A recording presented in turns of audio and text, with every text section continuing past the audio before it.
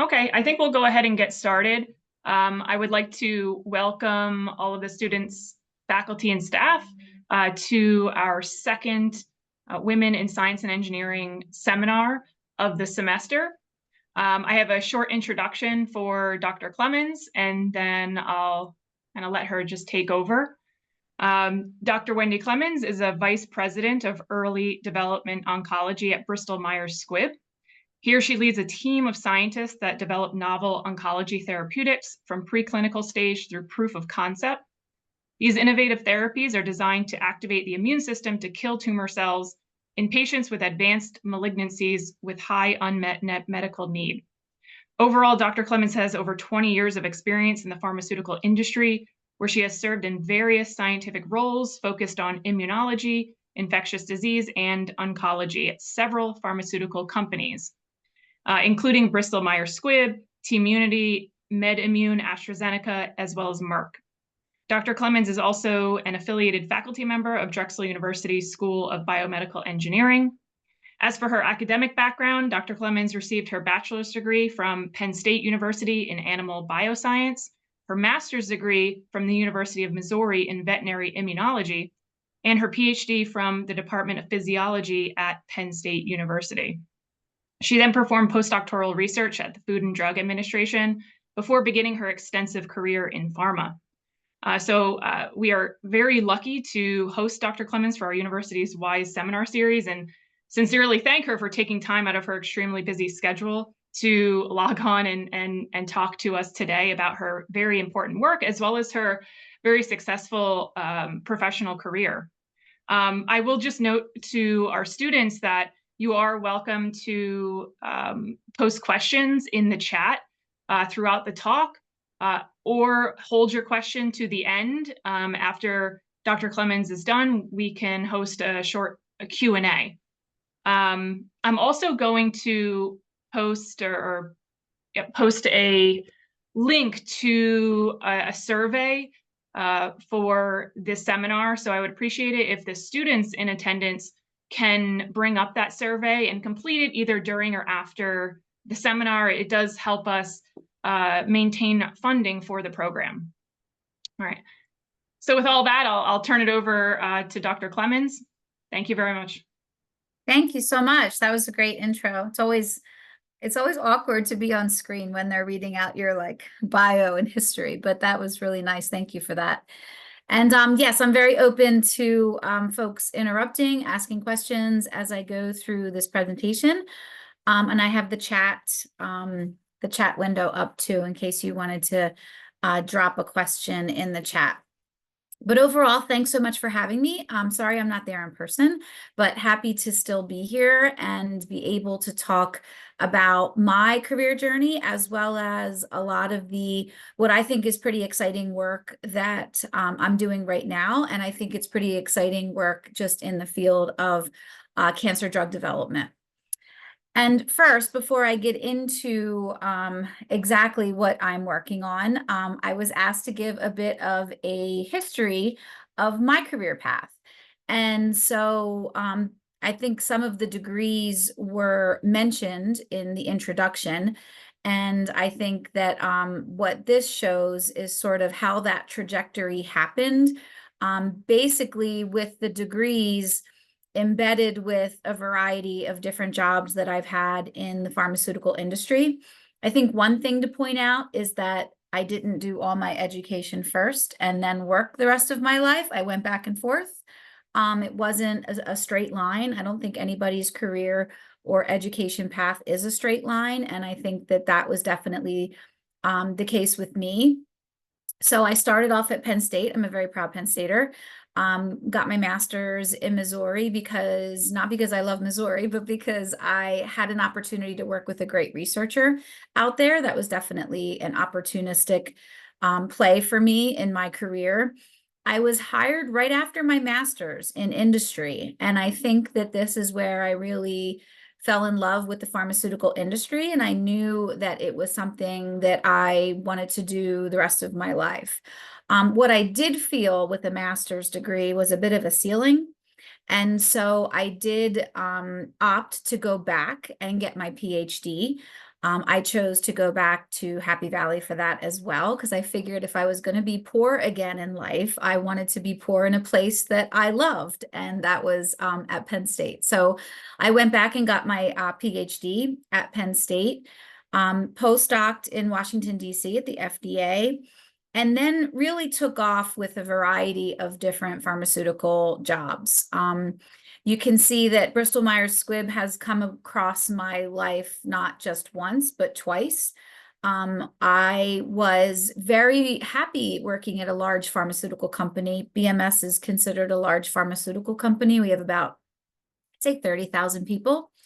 But I was also interested in learning more about biotech. So companies where there were only 300 people or 50 people. And that was the biotech sabbatical, I like to call it. But eventually BMS came calling again, and I do love the culture, I love the research, and I love the pipeline at BMS, and that definitely called me back into that work as well. So the next slide talks more about my path within the drug development career. And it really, a great way to visualize this is looking at it in the context of how drugs are developed, what the drug development life cycle is. All the way from the left side of the slide, which is preclinical. It's where you have an idea, you're working at the bench, you're working with animal models, and you're trying to understand, do you have a drug or not? Then you go to phase 1, which is the first time you take that drug and you test it in humans. And that's a really exciting opportunity. You're focusing mainly on safety, but you're also focusing on how does the drug work? What is the pharmacokinetics, which is how does the drug get distributed throughout your body? What are the pharmacodynamics, which means how does the drug work in your body? And really trying to understand a lot of that and getting a good sense of, does it work the way it was designed and intended to work? And that's really when it comes to proof of concept. Proof of concept meaning we know this drug was going to block this pathway and help this disease. Did that actually happen? Once that happens, you then go into late stage development, where you start to work with much larger clinical trials. Phase 1 is usually 20, 30, 40 patients. When you get into phase 2, you're more like 50, 60, maybe several hundred patients. And then phase 3 ultimately is usually in the range of hundreds, if not thousands of patients. So that is the progression of drug development. And you can see that my early career really focused on the left-hand side of this drug development paradigm, where I worked at various places along this continuum at the various companies that I was at. In my recent role at BMS, I'm actually working more on the right side, which is when a drug gets approved, how do you actually start to test that drug in new patient populations? So you have maybe your first approval is in a metastatic cancer, metastatic solid tumor cancer like lung cancer.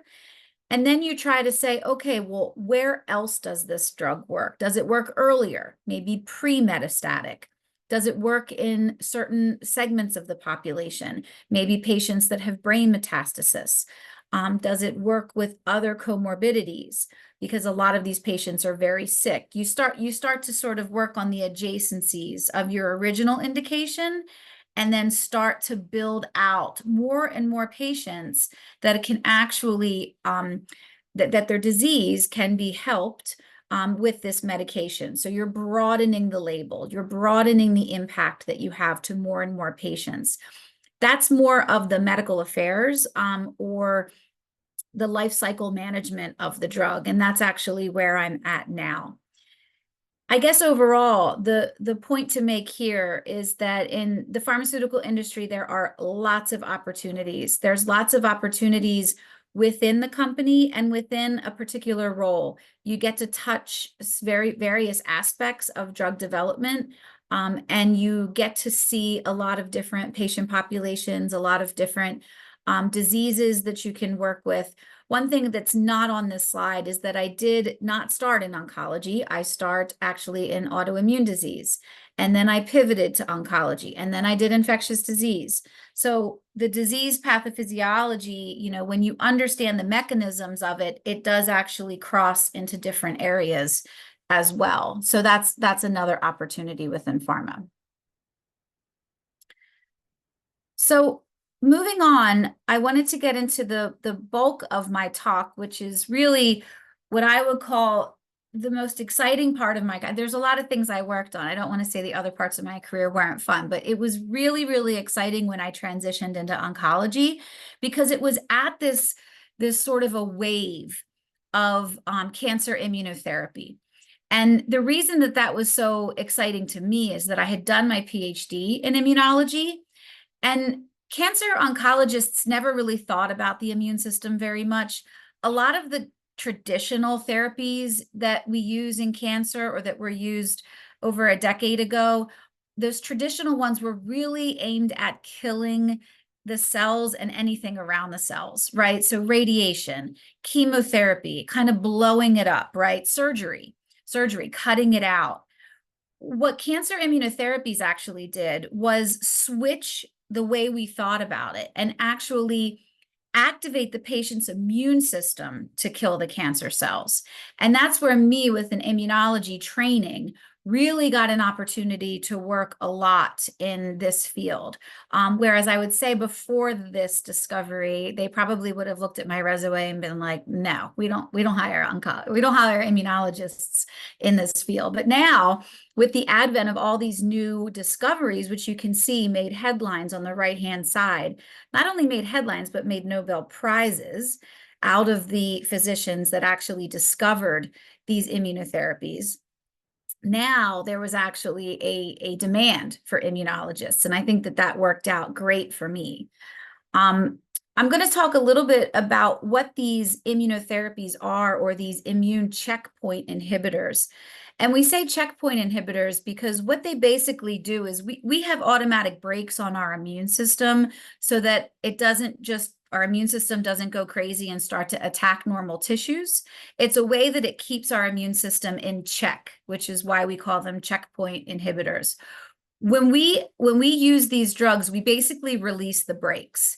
And so the immune system is overactive. It actually is overactive, and specifically active against anything that is non-self, such as tumor cells.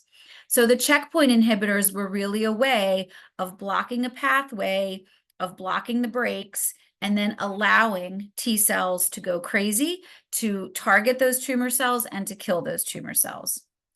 We had two specific drugs that were developed right when I came into the oncology field. One was an anti-CTLA-4. It's an antibody against one checkpoint inhibition pathway. And then on the right-hand side, an anti-PD-1 antibody called Opdivo. Both of these are two different pathways, two different brakes that the immune system uses. And what BMS has been so successful at is being able to use one or both of these to combat a variety of solid tumors.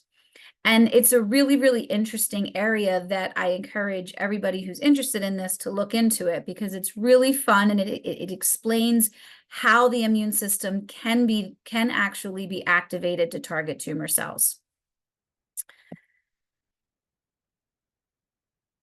What the data looks like is even more exciting. And this is a representative example of one of our phase 3 trials. So remember, the phase 3 trial is the pivotal trial. It's what we actually use to get a drug approved.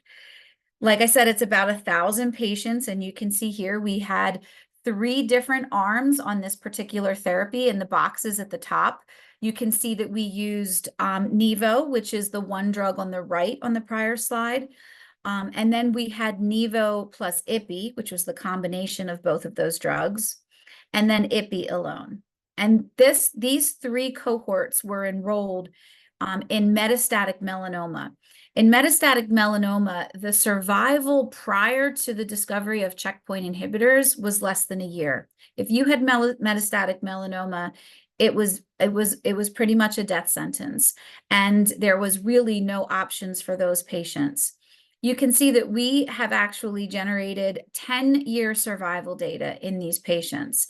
And I think that this is just really amazing when you think about how one drug can change the trajectory of a person's life and can really work to make sure that they can live longer. If you've ever seen our commercials on TV, it's about living longer. It's about prolonging survival. When you see commercials for Opdivo or Yervoy on TV, and that's because of these types of curves. These curves are typically used in oncology. What you have on these is obviously the percentage of patients that survive on the y-axis and the months in which they have survived on the x-axis. And you can see that at 10 years, when you were on the combination of Opdivo and Yervoy, you have a 40% survival rate. You have basically 50% survival chances at 10 years. This was absolutely mind-blowing to physicians when this data started to come out. And the fact that it's so durable. Chemotherapy typically, you can succumb to chemotherapy and you can relapse quite quickly. This was a very, very long-term survival in these patients. So really, this is what changed the game. I think melanoma was the first disease that we were able to show this amazing efficacy, but it really changed the game when it came to the tools in the toolbox that were used to treat various solid tumor cancers. However, it's not perfect, right? We still have a lot of patients, 50% actually of those patients didn't make it to 10 years. We still have tumors that do not respond to these therapies. And I think that it's important to think about mechanistically, why is that? Why do some patients not respond to immunotherapy? One of the reasons is because there's not a lot of immune cells to activate. We actually call this, cold tumors and hot tumors, or even in some cases, we call cold tumors deserts because there's no T cells. When you actually look under a microscope, you don't see any immune cells mixed in with the tumor cells. They're almost like boxed out away from the solid tumor. And that's a cold tumor or a desert tumor. They tend to respond less. Whereas something called a hot tumor, if you look under the microscope, you see lots of T cells, lots of lymphocytes, lots of NK cells that are there that are ready to go as soon as you can unleash those brakes. And so what we've learned is that some of the tumor types that we work with, some of the solid tumor types tend to lean on the hot side. Some tend to lean on the cold side. And that's what you can see on the bottom right-hand side of the slide. You can see that we have the sort of the gold star tumor of melanoma that works great is a very hot tumor. But if you look on the bottom left of this 2x2 grid, some of the more challenging tumors that still don't respond to checkpoint inhibition, and our drugs are not approved in these indications, such as pancreatic, brain cancer, as well as prostate cancer. It's still very, very challenging to get these drugs to work in these populations. So while we have made significant progress, there's still a lot of work that needs to be done.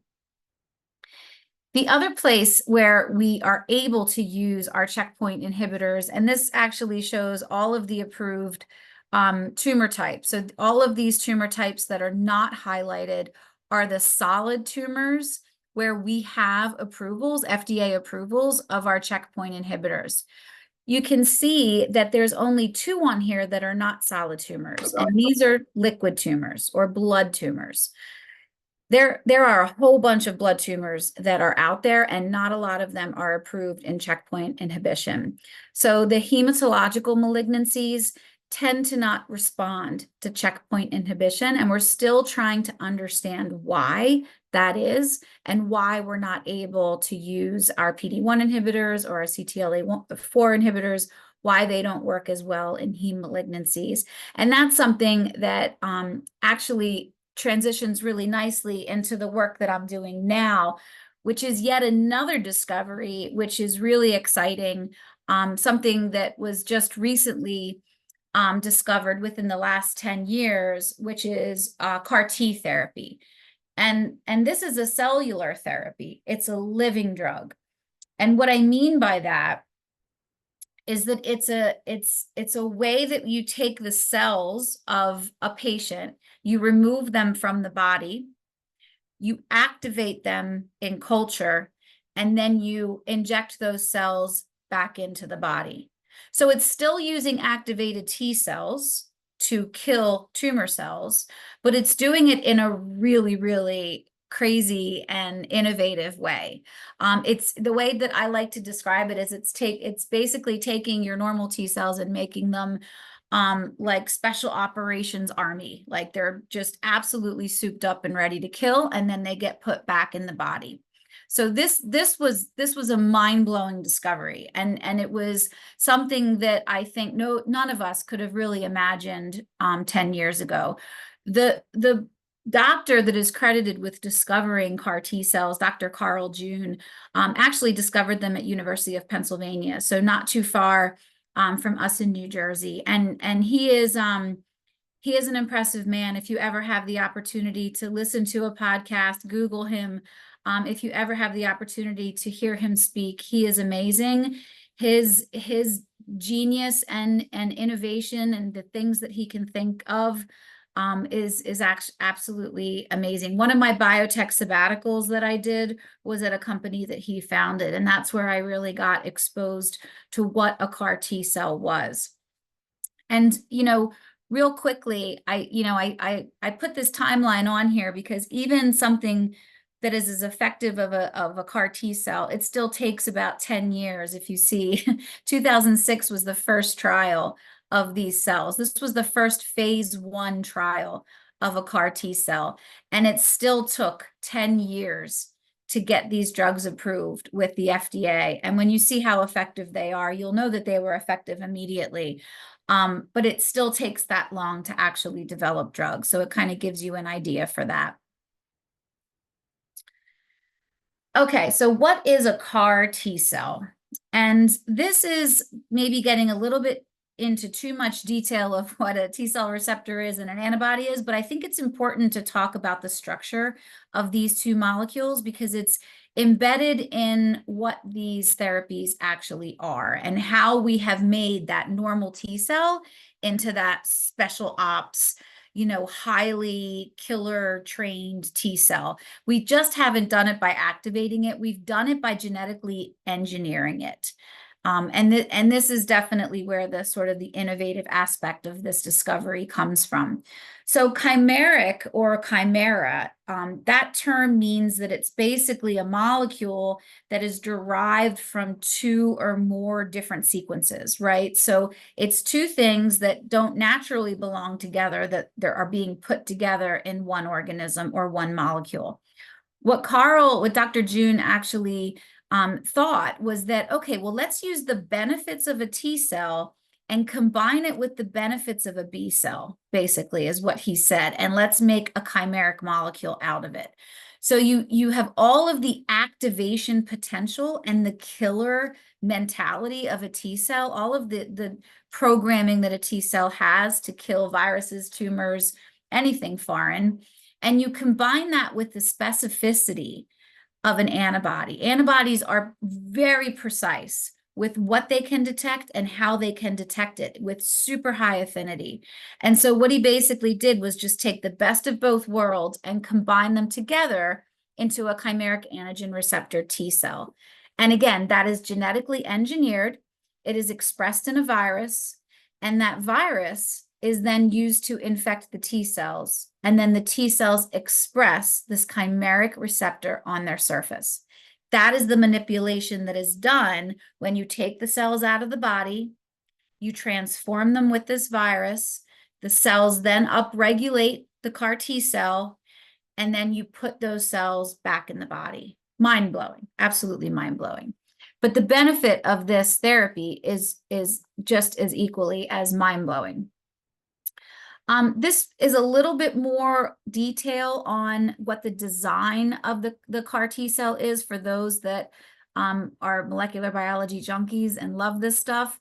It's fascinating. There's a whole world here, and I'll get into a little bit more molecular biology later because they've made 2nd, 3rd, 4th generations of these CARs where they're adding all sorts of genes into this complex. It's actually pretty insane to think about, all the things that they're building into these molecules. But this just shows you about what the requirements are for these transformed T cells to actually work in vivo and work in patients. The other, what I think innovative process of CAR T cells is how you make them. If you think about what we call vein to vein time. So vein to vein time is basically when it leaves your body as a patient to when it gets back into your body. And the amount of work that is done in that vein to vein time is probably just as innovative and mind-blowing as the design of the drug itself. If you think about the supply chain that needs to happen, obviously these cells are not activated at the hospital where the patients are. They have to go to a central location to be activated in a very uniform way. So you have to, after the apheresis, where you collect the cells, they are then transported to a central facility. We have manufacturing sites all over the world that do this. Those cells are then engineered. The viruses are added to the cells. They start to express the CAR Ts. We purify them, and then we get them ready to go back to the patients. The patients are then going to have something called a conditioning chemotherapy. So in order to make sure that these transformed CAR T cells live and survive and persist in the patient, you have to kind of knock down that patient's immune system to allow room for those T cells to grow.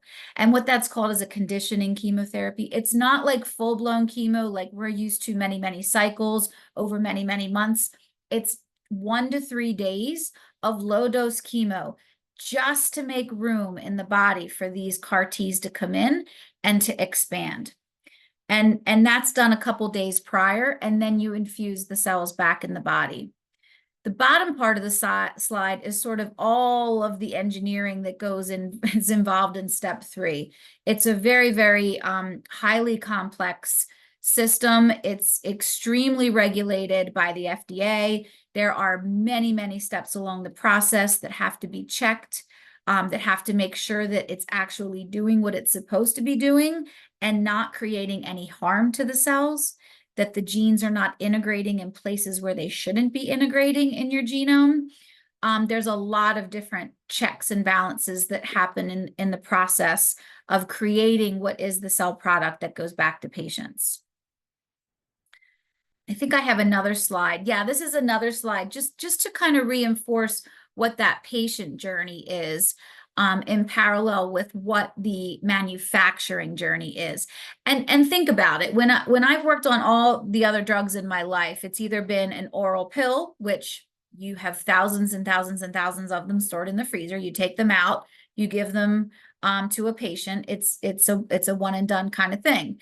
You also have infusions, right? Where you have therapies that are in the freezer that you make gallons and gallons and gallons of, and then you freeze them down and you have an infusion for a patient. This is one drug for one patient. Each patient has their own drug. And this is something that is really, really challenging, right? So the patient journey with regards to these CAR T cells, first, obviously, you get selected to have this therapy. You have the right disease.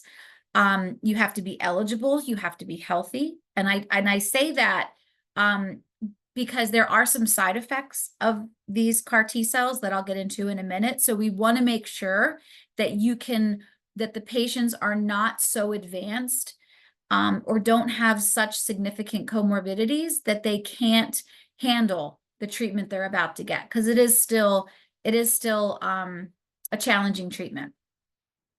You obviously undergo leukapheresis, then you have the conditioning therapy before you get the CAR T infusion, and then you're continued to be monitored. So really, it is this entire process. When it first started, when CAR Ts were first on the market, this entire process took about a month. Now it's getting better. It's getting down to 2 weeks, 10 days. And we're actually working on a lot of different platforms that would actually use cells that don't come from the patient. That's an allogeneic cell, and I'll talk about that in a little bit. Okay, at BMS, we have two CAR T cells, and I think that we are still, I think, the only company to have two approved CAR Ts, which is really exciting. We have our first CAR T called Breyanzi, which is a CAR T that targets B cells, specifically CD19 positive B cells. So obviously this treats heme malignancies, those liquid tumors that express CD19, or those B cell lymphoma tumors. That is the approved therapies for Breyanzi. On the right-hand side, we have another B cell targeting CAR T called Abecma. And Abecma, the CAR T cells actually attack a surface antigen called BCMA, also on B cells. So we're using this for a different set of B cell malignancies like multiple myeloma that has an upregulation of this molecule BCMA. So basically, we have two different options for blood cancers and heme malignancies in patients. And depending on which disease you have, you can have one or the other of these CAR T therapies. When you look at the data for CAR T therapies, again, these are the plots that I showed earlier. They're actually called Kaplan-Meier plots. These are very dramatic. What we say sometimes when the curves are separated like this, if you look at the patients that are surviving a long time with the blue line and the patients that are progressing with the green line or the black line, we have a saying that you can drive a truck through those Kaplan-Meier curves, which is a good thing because it's so wide that, you can actually drive a truck through them. So this is an example of that. And I think that this shows really the amazing potential of these particular therapies. Remember, this is just one injection. This is one injection done once. And then these patients have treatment-free remission, we call. So they're not getting any additional treatments for their cancer, and they have prolonged, obviously prolonged responses. Just to let you know, CR is a complete response, stable disease, progressive disease here, a partial response, and this is the total patients here. So really, you can see that there is a dramatic improvement versus standard of care in both of for both of these therapies. Liso-cel is Breyanzi, ide-cel is Abecma. So really quite substantial improvement in both of these diseases. But in case the Kaplan-Meiers don't do it justice, I always think the PET scans do. This is a PET scan, which basically is a way that you can use a tracer, an imaging tracer, to monitor the uptake of tumor cells. This particular tracer is kind of glucose. It's like a sugar uptake. When tumor cells, they're highly metabolic, so they're going to turn over quicker in the presence of this tracer. And so the black means that there's a high turnover of these particular cells in these organs. And you can see on the left-hand side, in the lymph node areas, you can see massive amounts of tumor all throughout the body. This is an example of a follicular lymphoma patient, a form of B-cell lymphoma. And only 1 month after Breyanzi infusion, you can see all of those lymph node areas have decreased. And so you can't see any more in the lymph nodes, any more of these black spots. And so this would be an example of a complete responder to Breyanzi just after 1 month and 1 injection of their CAR T cells. So pretty transformational. I don't think there's any questions. So I'm going to keep going.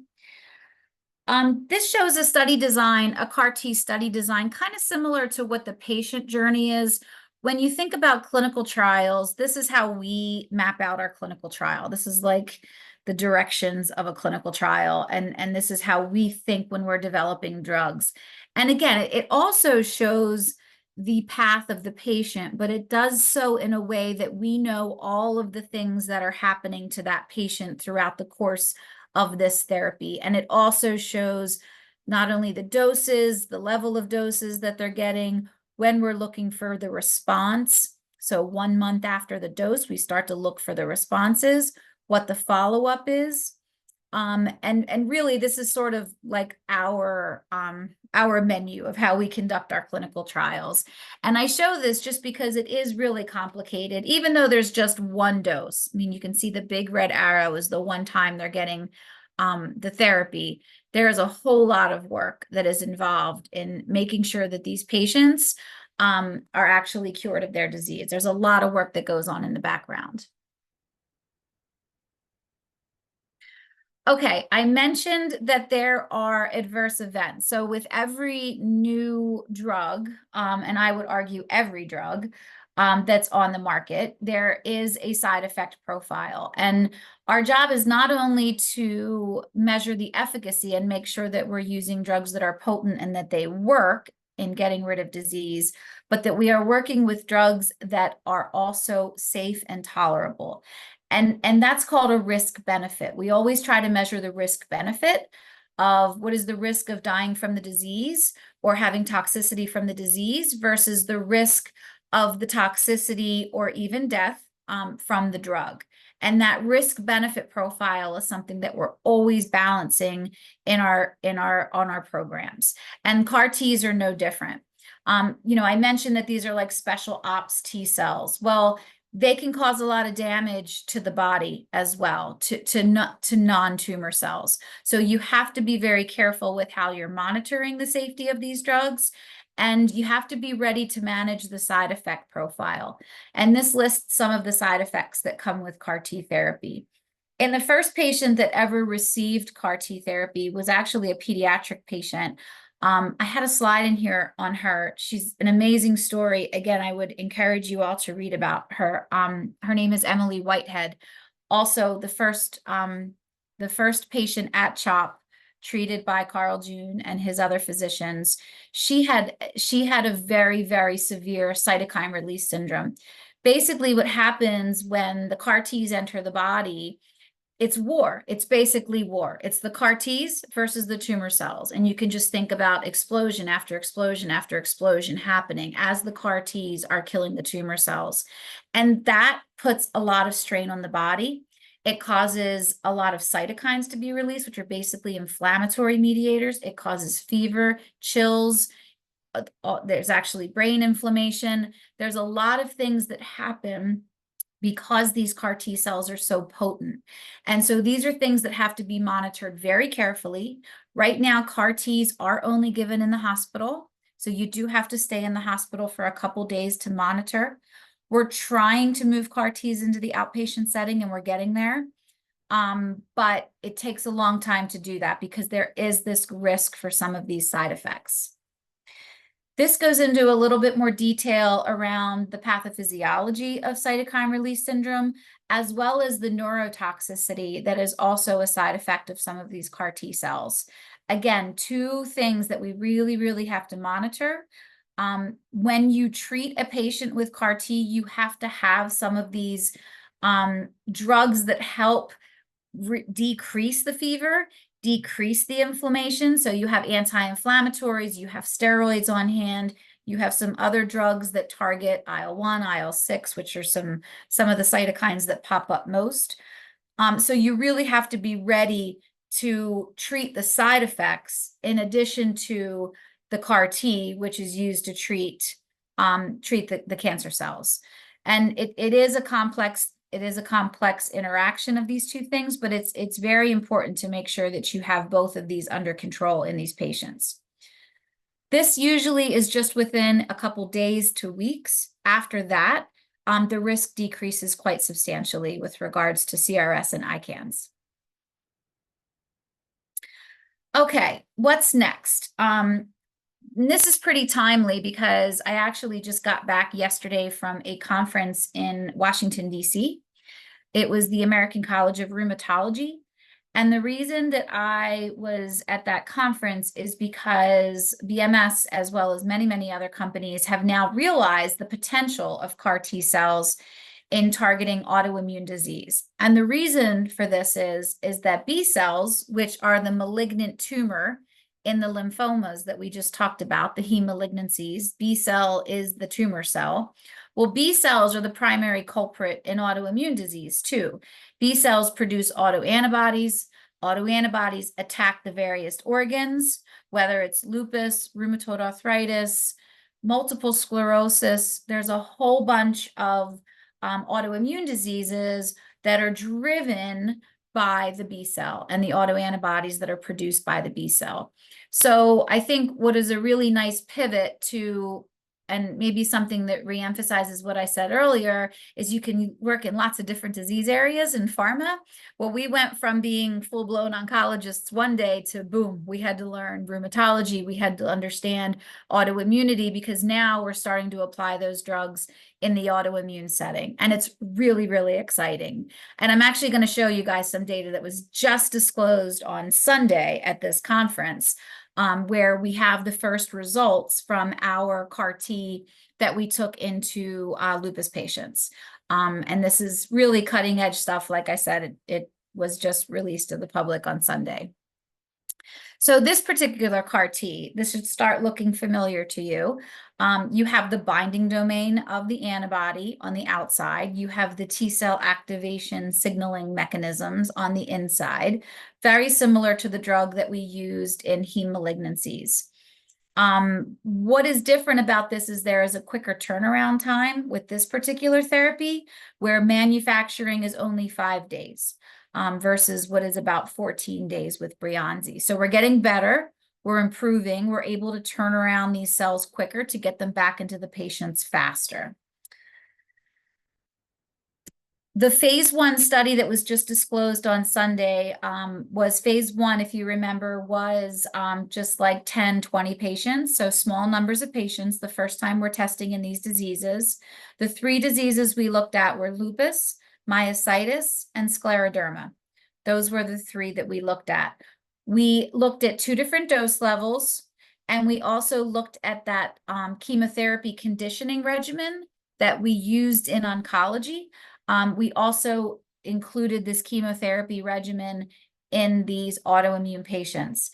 This is not an easy argument to make to rheumatologists. Rheumatologists don't want chemotherapy coming near their autoimmune patients. But what we had to explain is that the chemotherapy was not there for the disease. If you remember, the reason for the chemotherapy, the conditioning chemotherapy, was to reduce the immune system, to quiet the patient's immune system down, so that the CAR Ts that are being injected in won't be rejected, won't be attacked. There's room for them to grow. There's room for them to persist. So it has nothing to do with the chemotherapy of an oncology patient. It's the chemotherapy to create room for the CAR T cells. That was not an easy conversation we had all weekend at this conference. I will just tell you, rheumatologists are very conservative compared to oncologists, without a doubt.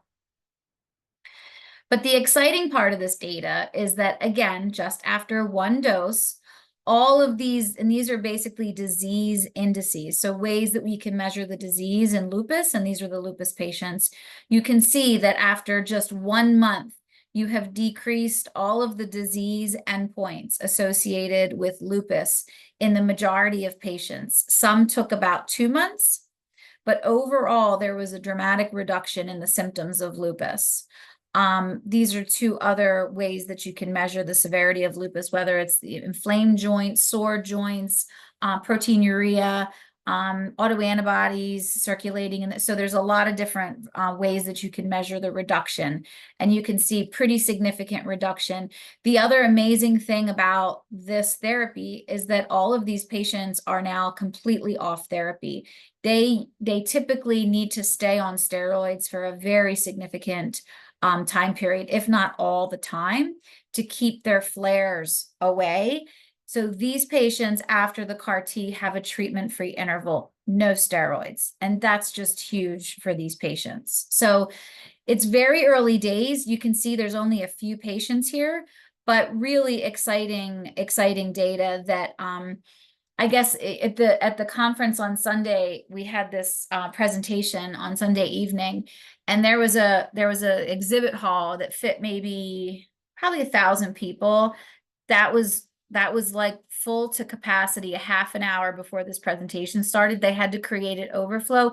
They had to create 2 more overflow rooms to actually have people watch this presentation. That was the level of excitement this weekend about CAR Ts and autoimmunity. It was kind of cool. It was kind of cool to be the last time I remember rooms being packed like that, where you can't even get in to see the data disclosures, was with checkpoint inhibitors.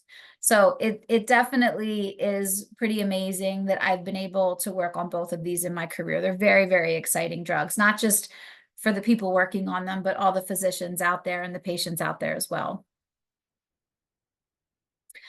Okay, so what's next? This is where you can really geek out with molecular biology, because they are engineering these CAR Ts to do all sorts of crazy things. And I'm not going to go into the details of all of these, just suffice to say that if you can think it, you can design it. And that's what everybody's working on. How do you make these CAR Ts persist more? How do you make them work in solid tumors? This is an area that we have not been able to tackle. We have not been able to get CAR Ts to work in solid tumor. How can you make them live longer? Or some of them actually, how do you have them shut down if there's too much toxicity? They have switches that go up and that go on and off based on the toxicity. So really, the sky's the limit with how you can design these CAR Ts. And I think that's what's so exciting, is that it is a drug that can kind of continue to be innovated on, which is really exciting. The other innovation in this space is something I mentioned earlier, which is the allogeneic CAR Ts. So what I described to you, how it's one drug for one patient, is an autologous product. Auto meaning you can only use that on the person that's donating the cells, right? Only one patient per product. Allogeneic is different. Allogeneic is where you can use another patient's, a healthy donor even, not even a patient, a healthy donor cells, you transform them, same way with the virus, inserting the CAR, having the CARs expressed on the surface of the T cells, and then putting those in. The benefit with the healthy donor is that it's off the shelf. So really an exciting way of being able to manufacture maybe one product that can go to hundreds of patients. The problem is that these are, in most cases, rejected by the host. So they are killed as soon as they're injected because they're foreign. They're not as persistent and therefore not as efficacious. So we're not seeing the efficacy that we see with the autologous cells. And so we're still trying to crack the code on the right-hand side. I think we're really close. A lot of things that we're doing to crack the code are things which is on this slide, which are gene editing technologies or CRISPR technologies. The CRISPR technologies, again, another fascinating sort of science fiction aspect of this field, is that you go in and you actually chop out those genes that are causing these cells to be recognized as foreign. So you're basically knocking out to avoid the rejection. And there's a variety of genes that are being tested. Each company kind of is testing their own 4 or 5 favorite genes. And we haven't really assigned a winner yet, but it's going to be really interesting when we do get to that. What are those exact genes that need to be knocked out so that these cells can persist, that will not be rejected and will be able to be efficacious? I think this is really going to be where the field gets exciting if we can get here, because of that huge supply chain challenge with the autologous T cells. Doesn't happen here. You take cells out of the freezer and you treat the patient that day. So really, this is going to be the future if we can get there. But right now, we're not there yet. Okay, this is my last slide. I put this slide in at the end of my presentations because that big supply chain that I was talking about creates it needs scientists. It needs a workforce behind it. If you think about every living drug that we make, there are probably dozens and dozens and dozens of people that touch that drug. That creates a big workforce need from a pharmaceutical perspective. And we just so happen to have a lot of manufacturing facilities in the New Jersey area. So this is something that BMS has invested in. We invest in a cell therapy certificate program at Drexel. Don't have to be a Drexel student to take it, where you can learn more about cell therapy, and you really expose you to some of the requirements of being able to have a job at BMS someday, or any of the other pharmaceutical companies in the area that are also doing CAR Ts like Janssen. So this is really an area of opportunity, and one of the reasons why I love going to speak to students like yourself, because there is a need, and if there is an interest, we're definitely hoping to be able to support that talent moving forward. So just something to think about. And it's not just CAR Ts, it's also gene therapy. So the field of cell and gene therapy is really booming in this area, mainly because of Carl June, but mainly because of some of the other companies in the area. So it's really an opportunity, I think, for anybody that's interested in this field. And with that, I will stop and see if there's any. Oh, I see a question. Okay, great. All right. Is there a potential to become resistant to CAR T therapy? Absolutely. And some of the resistance mechanisms are quite interesting. So, as with tumors and viruses, they learn, right? So what happens is that the tumors actually learn to downregulate the markers that the CAR T recognizes. So CD19, what'll happen is it'll start to downregulate CD19. BCMA actually downregulates and starts to cleave itself, so it's no longer sitting on the outside of the cell. CAR T can't see it.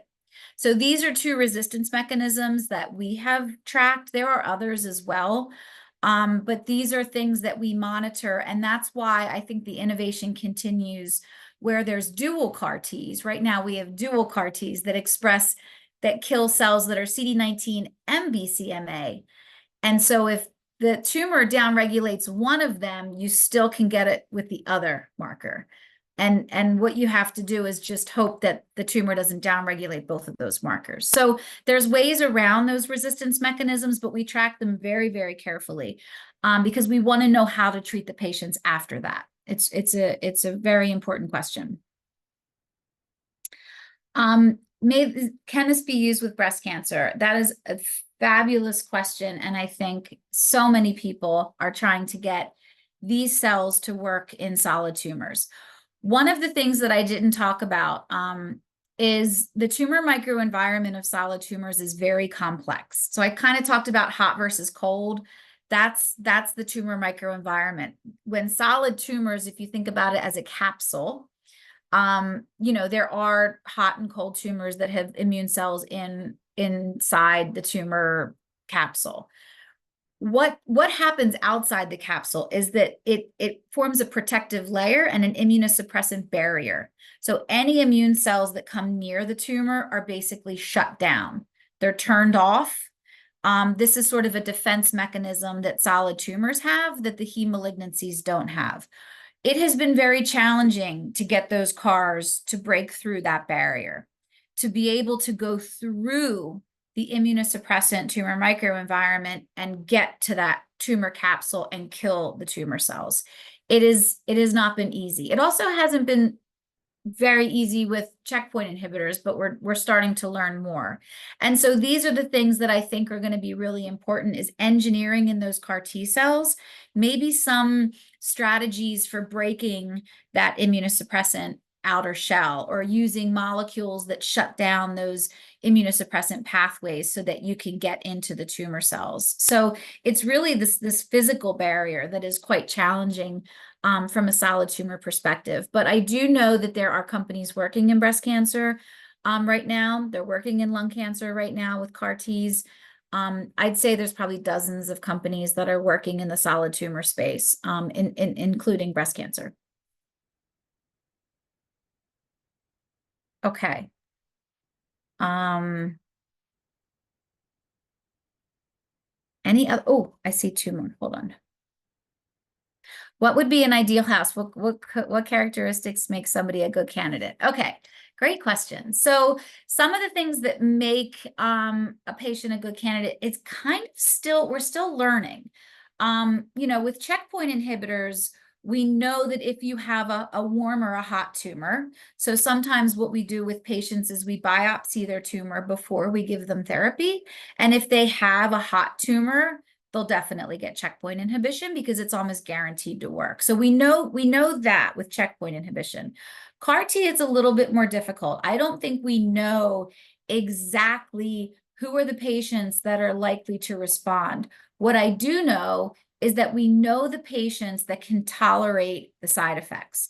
That's actually how we're selecting patients right now. So we don't use patients that have, because of the the ICANS toxicity, the neurotoxicity, we make sure that there's no brain mets, there's no challenges with the brain. We make sure the cardiovascular system doesn't have any major issues, kidneys for sure. I think that there's a lot of comorbidities that we track in these trials to help make sure that the patients can get through the therapy. That's definitely where we're focusing now. But I do think in the future, that's a great area that I think we need to learn and understand more, is what are the types of tumors that would respond the best and would make a good candidate.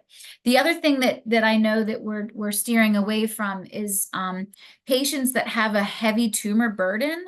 So, basically just think quantitatively, like they have a ton of tumor cells going on in their body. Those patients tend to have more side effects because remember I said it's like a war in there, right? So what happens is they have something called tumor lysis syndrome. The tumors are exploding too fast for the body to be able to deal with it. And so what we do in those patients is sometimes we do a debulking chemotherapy. So we bring down their tumor burden. We know the debulking chemotherapy only works transiently. It doesn't work long-term, but it works just long enough so you can debulk and then add the CAR T, decrease the possibility of those serious side effects, and then go on to hopefully what is long-term remission and cure. So that's another way that we're starting to understand what is the good candidate or how to prepare the patients to be better candidates. Thank you so much, Wendy. If students have any further questions, please feel free to put them into the chat. I just added again the link for the survey. So I'll just ask that students complete that survey when you have a minute. I just want to say what a great presentation that was. And I have a microimmuno background as well, so I loved it. I saw you nodding a lot. That was good. Yeah, so it was really great. We also have a number of molecular biologists in the audience. Awesome. And so, yes. You guys are the future. So that last question, I mean, the expectations of the future development of all of you to learn a lot of molecular biology and to go out there and CRISPR the right genes to be an allogeneic product that works on solid tumors. Go. Yeah, and so one of the students actually asked the question that I had was, what breakthroughs do you foresee in the near future regarding those solid organ tumors? And if you know of anything that's in the pipeline regarding that, but I think you touched on it. It's interesting. I mean, if you're really interested in it, you can look up the TGF beta pathway, because there are some CAR Ts that are being engineered with something called a dominant negative mutant of TGF beta. TGF beta is one of those things that forms that wall with the solid tumors. And so if you come in with the CAR T and you block that TGF beta pathway, then maybe you can get through into the solid tumors. Those are in the clinic right now, those engineered CAR Ts with the TGF beta dominant negative. So that's something that might work, but I think it's going to take multiple things. It's going to take maybe cytokines being engineered, maybe a whole bunch of things might have to be engineered for solid tumors. We're still working on it. Right. I don't see any further questions in the chat. One question that I'll ask maybe on behalf of the students, and maybe you could speak from your own experience, if students are interested in getting into the pharma world, the pharma industry, with either a BS or an MS, how we of course give them advice, but what would your advice be on how they might break into that world? Yeah, I think that it's a great question, and it's something that I think that us as a pharmaceutical industry need to do a better job of making more entry-level positions. I think that that was one of the reasons why we came up with that cell therapy certificate program, because I don't think you need advanced degrees to do this, right? You just need some understanding of the biology and the processes and the fundamentals of cell biology and working with tissue culture, right? That's all you need. And that doesn't need a master's or a PhD, right? To be able to do some of the manufacturing that's here. So I think a lot of people are starting to think more about that maybe instead of an advanced degree, take a couple classes, right? Educate yourself on the acumen, what this process looks like. Just going in and knowing the details of what I talked today, going into an interview, if you're able to communicate some of the details that I talked today and know that you have an understanding of it, like you'll blow people away, right? So having that business acumen, that scientific acumen, whatever classes that can get you that to better prepare and cater to a product or a specific objective of a pharmaceutical company is going to be perfect. Yeah, there's lots of other tips that I can give, but I think that, it doesn't need to be advanced degrees anymore. It just needs to have an understanding of what you're going to use those skills for. What is the end game? Like in this case, molecular biology, CRISPR pathways, and CAR-Ts. Like CAR-T is the product that we care about. Okay. Yeah, that's great. And I'll also mention to our students listening, we do have, in the biology department, we do offer graduate level courses in recombinant DNA technology where we do CRISPR, and we have a cell and tissue culture course as well. So we do try to have those hands-on types of courses where students are learning techniques. We also have a molecular biology advanced course. These So are all just in case you're interested, yeah. the students are interested. These are all great. Yeah. Okay. Awesome. I don't see any further questions from the students. So I just want to reiterate, Wendy, how lucky we were to have you. And I think the students, as well as myself, learned a lot, or at least refreshed some of the knowledge that that I haven't seen in a while. So thank you very much for taking the time from your day and your schedule. And please reach out. I mean, feel free to, I don't know if my email's on this invite, but feel free to reach out if there's questions or you want some publications related to these topics. I'm happy to provide that. Okay. And you're also on LinkedIn, right, Wendy? Yes, in case students want to connect with you or network with you in that way? Absolutely. And they okay? better get their own LinkedIn pages up too, because that's how we all communicate. That's right. That's right. Awesome. All right. Thank you, everybody. All right. Thank you so much, Wendy. I appreciate it. All right. Bye-bye.